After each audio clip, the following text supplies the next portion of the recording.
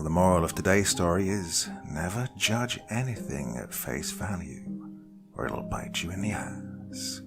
Time once again to sit back and relax with your favorite drink, my dear friends, and listen. Two men wearing hunting attire walk through the dense forest under the night sky. Over there, I see it. Automatic rifle in hand. Daniel smiled. Finally. Henry joined him. Oh, I thought it'd take forever. Witnesses say it's big, so get ready. Always am. Lacking moonlight, they turned their bright, shoulder-mounted flashlights to illuminate the interior. Even if there are two, silver bullets would have helped. Daniel drew a handheld flashlight to further extend their line of sight. Boss said this is a dogman. Any ammo works on them. Pay attention. The cave was deeper than expected. Here, doggy, doggy, doggy. Henry made clicking noises with his mouth. Running on all fours, a large animal charged at them. They were fast enough to jump to the side and avoid the attack. They quickly turned around, stood up on its hind legs, and tried to grab Daniel. Before it could touch him, he opened fire. Both arms up to protect his head, the dogman let out a roar. He took a few steps back before collapsing to one knee. The man kicked its head, knocking the creature out. Well played. Breathing heavily, he reloaded his weapon. But at the end of the day, you're just an animal. Something's wrong, Daniel yelled. Henry illuminated his friend with the shoulder-mounted flashlight. A thin layer of black liquid slowly crawled up his colleague's leg. The man desperately stumbled back in an attempt to escape, but the liquid had reached his waist. He collapsed to the floor as it consumed his chest. He let out a pain-filled yell, one which Henry had never heard before. It forcefully pushed its way into his mouth, replacing the shouting with a gurgling noise. Seeing his friend was most likely dead, Henry fired his rifle. The bullet holes in the thin layer of liquid instantly filled themselves.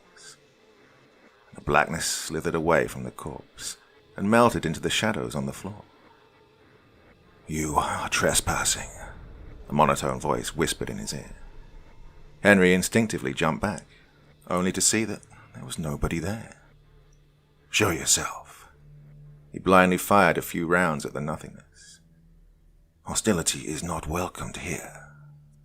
A black tentacle emerged from the shadows and wrapped itself around his arm. The man shot at it, emptying the magazine.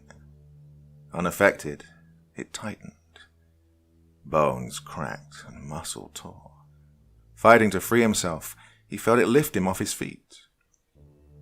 Who are you? The voice asked. Screw you.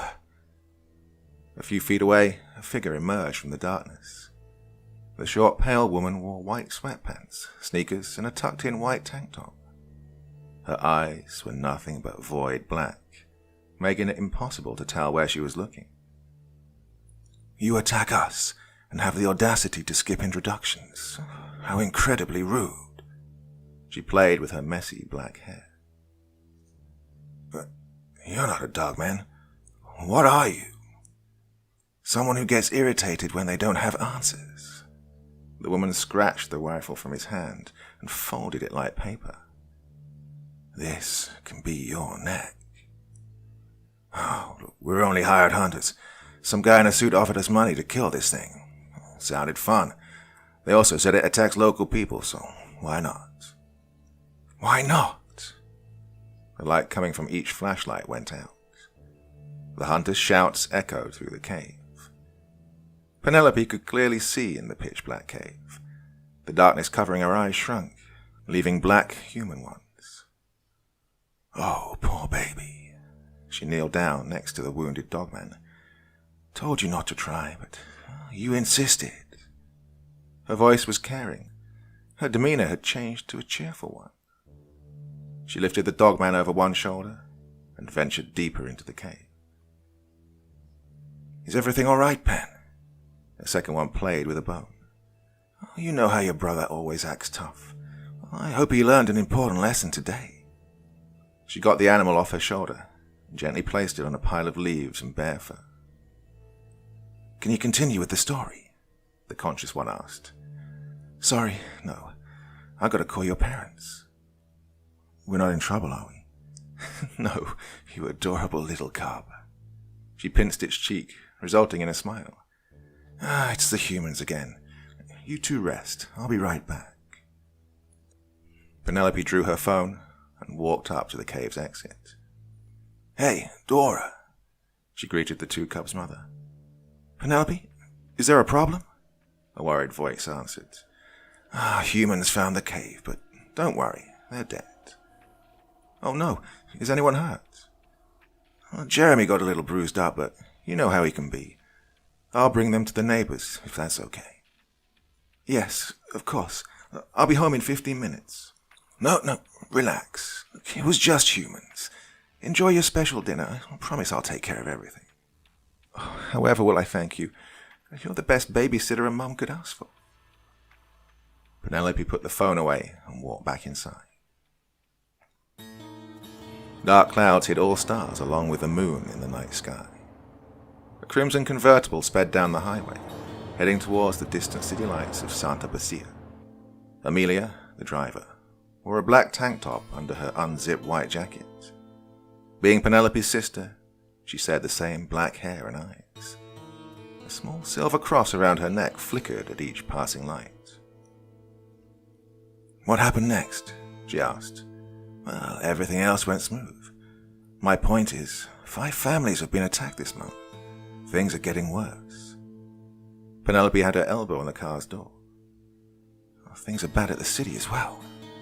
Amelia let out a sigh. Remember the insect people we visited a few months back? Yeah, did something happen? They've all been wiped out. All of them. Every single one. But the hive was huge. At least 50 lived there. The humans won't rest until everyone is dead. I haven't called the house in a while. Do you think they're all right? I'm sure of it. Our family can handle themselves. A short melody sounded from Amelia's pocket. Speak of the devil. Amelia glanced at her phone. Sorry, Pen. That movie will have to wait. Someone just messaged me. Who? Do you need help? Nothing serious. Small-scale attacks in the sewers. Some family friends need help. Right. Drop me off at the beach. The convertible reached one of the neighborhoods within the city's outskirts. Its clock tower stuck out of a field of 2-story brick houses which bordered the sea. Kisses. Penelope waved. Amelia waved back and drove off. Despite it being a large neighborhood, Penelope traversed the small streets on foot and eventually reached the beach. Someone sat at a single bench where she would wait for her customer. The woman approached with caution. Maria, why are you here so early? Hey, Pen. A young, casually dressed girl gave her a small smile. Oh, Mum had urgent work, so she dropped me off early. Urgent work? Oh, it's dangerous out here. She also wanted me to give you this. The girl handed her an envelope. Strange. I usually get paid at the end of the night. Penelope opened the envelope. The moment she did, a familiar, tingling sensation ran through her brain. I'm sorry for doing this to you. The mother's voice echoed through Penelope's mind. You've probably noticed that in recent days I required your service multiple times. Well, humans have been tracking my family for months. While we can avoid them, life of fear is not one we wish to leave. Unlike her siblings, Maria is too young and wouldn't survive the trip through the ocean. Well, the one required to reach our new home. I've left you a generous sum of money. All I require is for you to find a good human orphanage. Living in the underwater colony with her kind is too dangerous. Oh, one last thing. Make it clear to her she's never to shift to her true form. If she is to survive, she must always stay human. Thank you. Penelope shook her head to regain composure. What is it, Pen? You look sad, Maria asked. What did Mom say? Well, she'll be a little late. Oh, so we'll have more time together. It seems. Perfect. You can finally show me how to play basketball. I don't think that'll happen, Penelope stuttered. You promised. If we have more time, we can play a human game. Those were your words. Penelope put a hand on the little girl's shoulder. Mary, your mother isn't coming back to pick you up. What do you mean, Pen? She's busy and Dad'll come? No. You see, well... Spit it out already. The girl was visibly worried. Your family have left the city and they aren't coming back. But why? They wouldn't leave me. You must have misunderstood or something. A giant monster was heading towards Santa Basia's coast. Your family went to fight it off. A monster? Why can't they come back afterwards? It's really powerful and it will require time. In a few years, they'll come back. A few years? How few? Not more than 10. 10? Maria widened her eyes. Are you lying to me? I'd never lie to you. Penelope smiled. No. The girl shook her head in denial. We'll stop by a few stores along the way. Buy you some clothes and I'll drop you off at an orphanage. An orphanage? As in a human orphanage? Why not the colony? The monster is a danger. You must promise me to stay away from the water. Stay away from the water? With a loud shout, Maria got up. It's what your mother wanted. Why can't I stay with you? It won't be safe. I'm sorry, Maria. This isn't fair. Penelope covered her mouth with her palm. She could hear a speeding car engine in the distance. Mary, we're going to have to part here. Humans are coming. She released the girl. Where should I go? Follow my friend. He'll take you to a safe location. Humans can't detect you as long as you're close to him. Your friend? Who is... Maria jumped back as she felt something rub against her foot. A black and grey cat calmly watched her. Follow Mr. Dark. I'll be with you soon. Penelope smiled at the girl. She turned to her cat and made a strange noise with her mouth. The cat turned around and moved down the shoreline. He waited for the little girl to start following and ran. They disappeared into the night.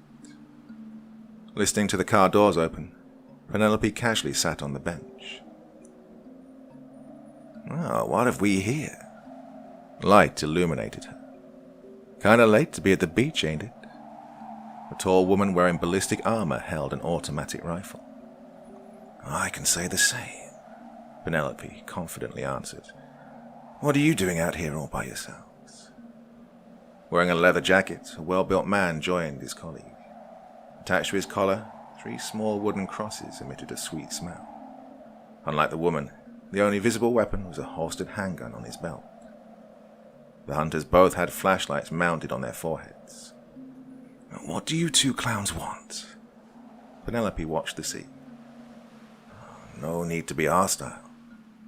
Using one finger, the man gently moved his colleague's rifle down.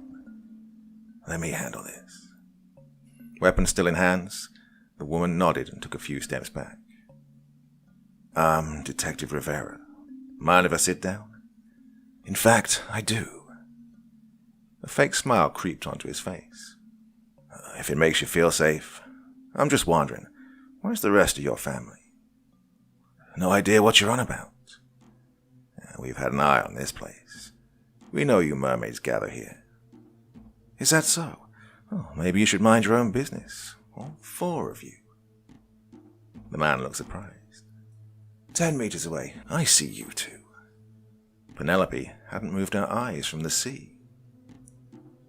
Well. Didn't know mermaids had eyes in the back of their heads. Rivera took a step back. You don't seem much too afraid of being shot. Meaning you're either fast or bullets don't affect you all that much. You sure like to talk. Penelope stood up. Let's make a deal. All of you run away and you get to live. Rivera shook his head. Always the same routine.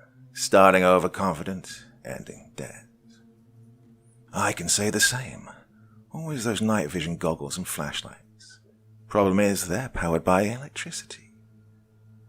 The flashlights went out. The two men hiding behind the bench were puzzled as their night vision goggles turned off. Being able to see in the dark, Penelope took a swing at Rivera. To her surprise, he locked eyes with her and jumped back with inhuman speed. While his colleague couldn't see, she could hear, and judging by the footsteps, she aimed her rifle at Penelope.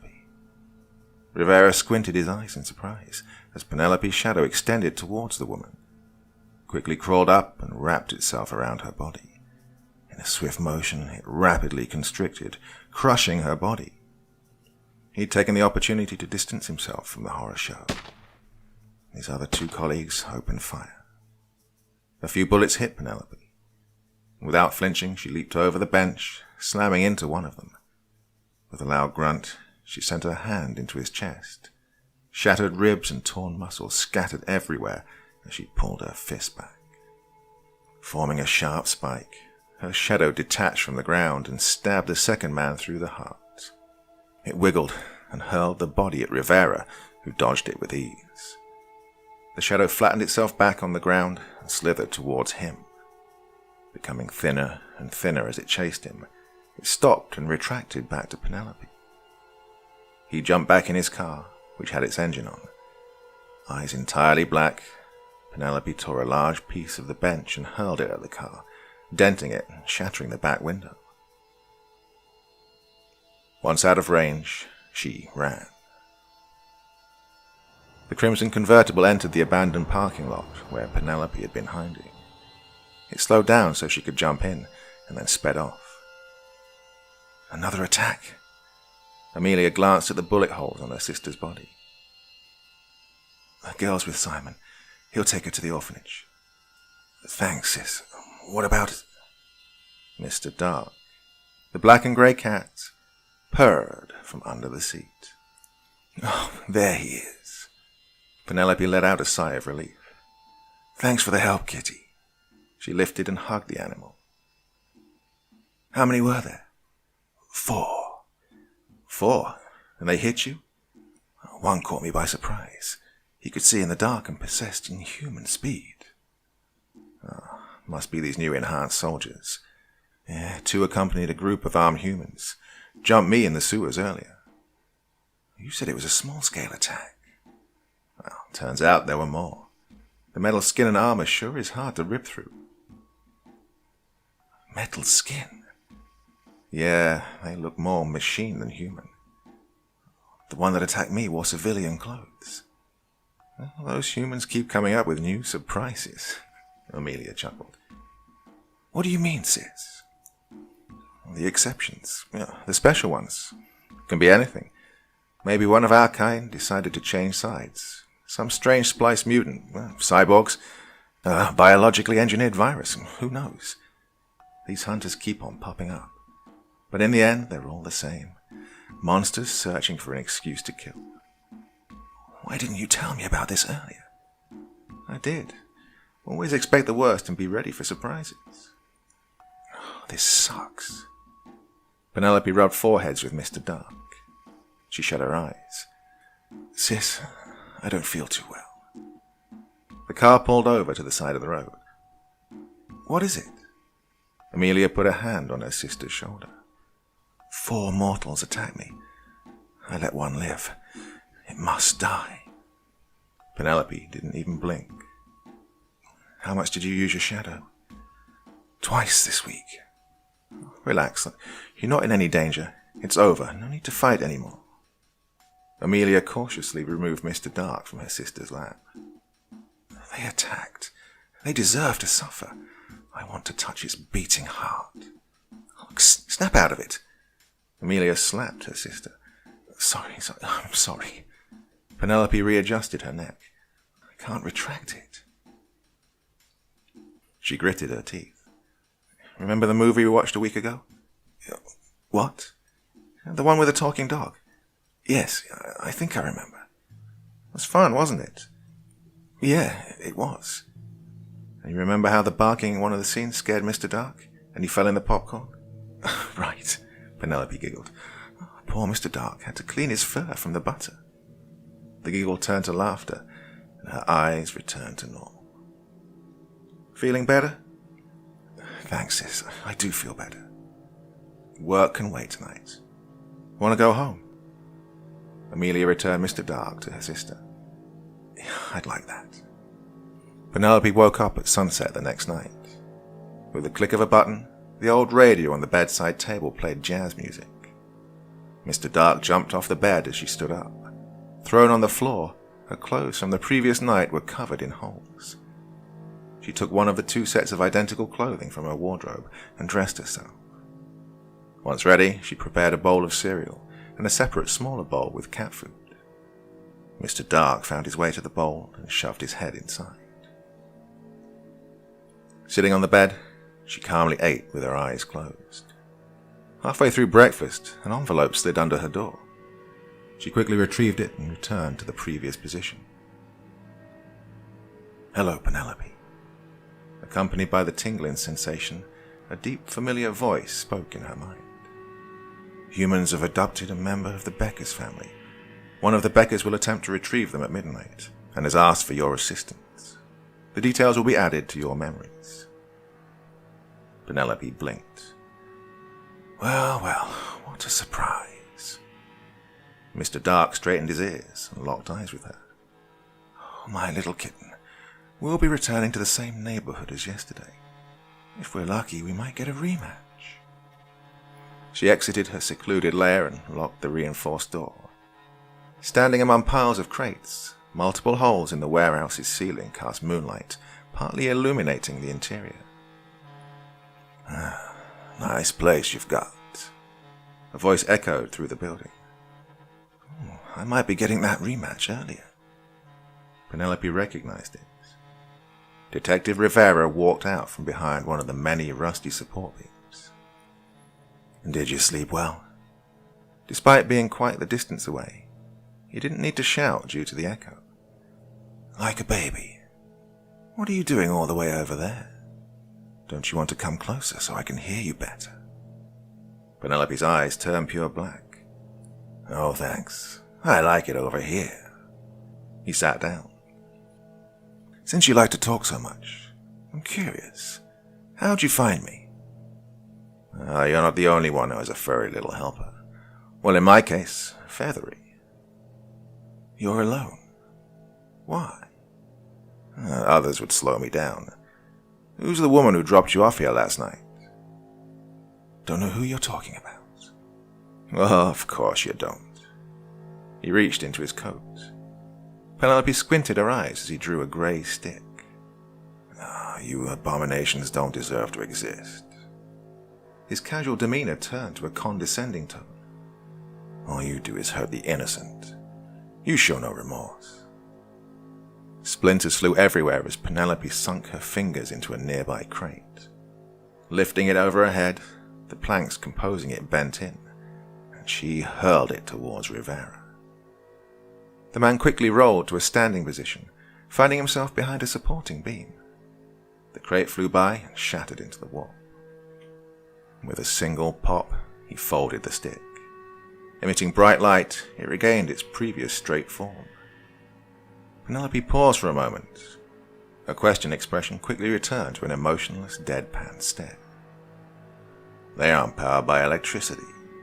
Lighting a second stick, the man revealed himself. Do you think I'm scared of a little light? Effortlessly, Penelope leaped over a few crates, closing in on him. The moment she landed, a shadow twitched and detached from the floor. Forming a long appendage, it struck at the man as if it were a snake.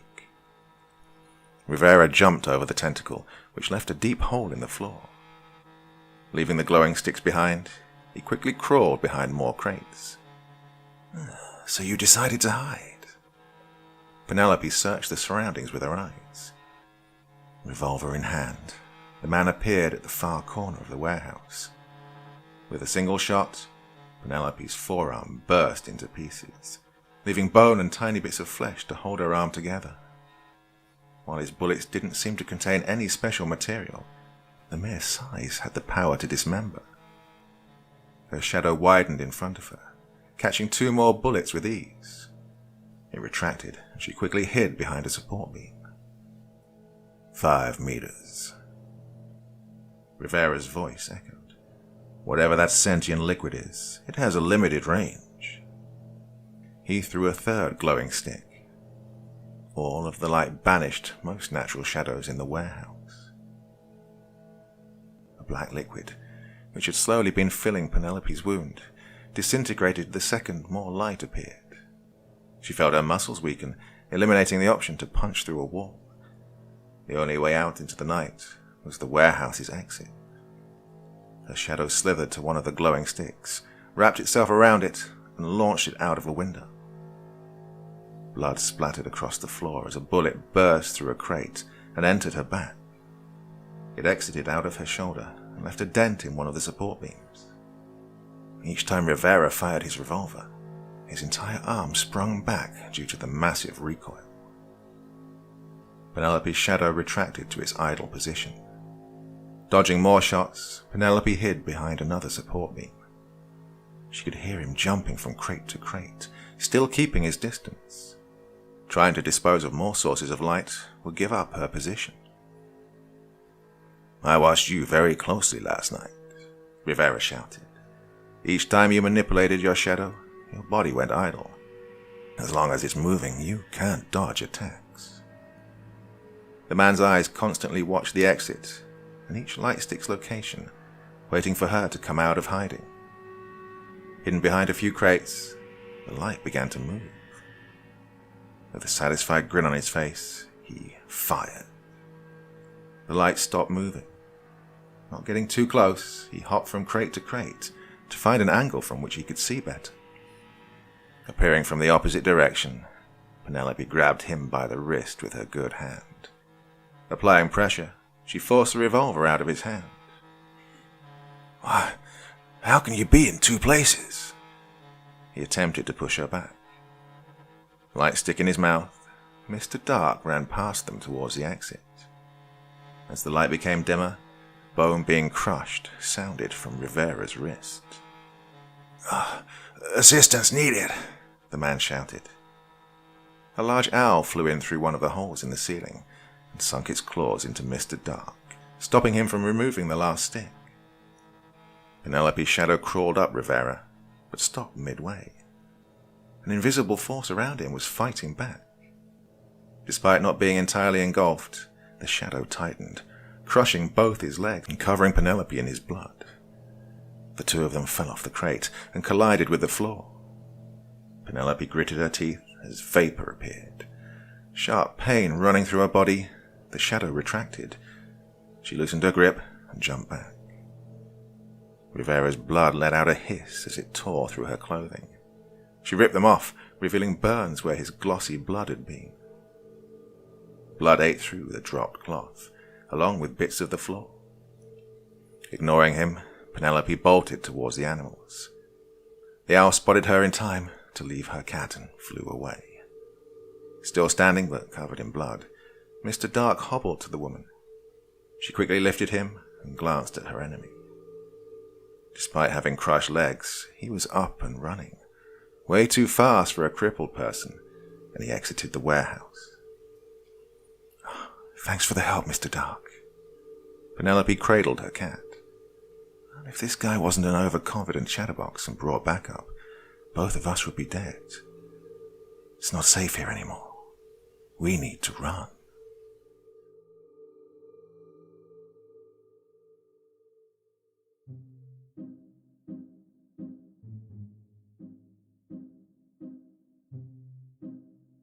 Well, I don't know about you, but I thought that one was great. Really well paced, kept you in the story right from the start, and it just wants you to have more and more of it, doesn't it? It really begs you for more. Do you think it should keep going? If so, then please leave a comment telling us how you'd like it to go, where you'd like it to continue, and you know what I'm talking about. Yeah, I would definitely like to see a part 2 of that one, but if not, well, what an intriguing concept anyway. Flipped the whole idea of the babysitter on its head, didn't it, really? Yes, didn't see that coming. Well, I didn't. Well, my dear friends, that's enough for one evening, but of course I will be back again with you on Wednesday here, and tomorrow on my second channel. That's right, I've got a second channel where I do shorter stories. If you're not subbed, get yourself over there right now. Okay, everyone, sweet dreams and bye-bye.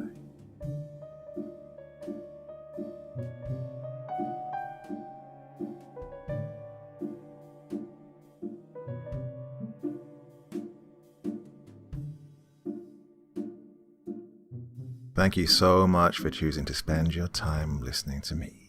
Now, if you enjoyed the Dr. Creepen experience, then come find me on Facebook. Come chat with me on Twitter. Listen to the background music and download it if you like on SoundCloud. Drop by the store, pick up a t-shirt. And, importantly, if you've got a story you'd like me to read, send it to Dr. Creepen's Vault, the subreddit I set up so that I could read your stories. Now, looking forward to seeing you all again real soon. So, come check me out, okay?